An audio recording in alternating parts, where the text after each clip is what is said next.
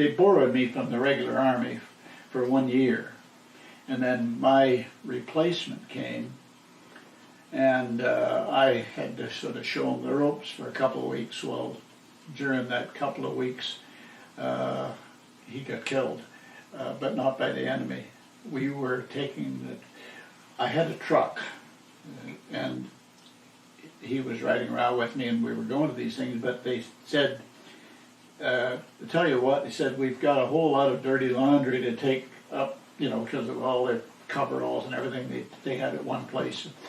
And we were going to go to, it was a Canadian medical base, and we would be there all day because everybody has a weapon and they get dirty. So going down this hill, it was a little one like this, and we had borrowed the truck, or they had borrowed the truck, and so their driver was driving it, and the new man was sitting in there, and I'm in the back with about 100 pairs of dirty coveralls, and these trucks are just canvas on the top, and it was sometime just in the beginning of the winter.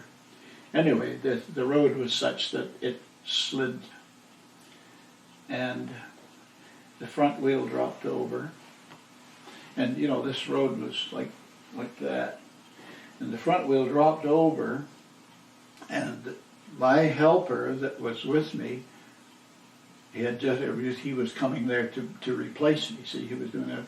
He could have stepped right out on the road when the thing tried to start to I couldn't, because I was in the back tucked in with about 100 coveralls, and the driver of that truck, that type of truck, there's a spare wheel here, so he couldn't get out that way.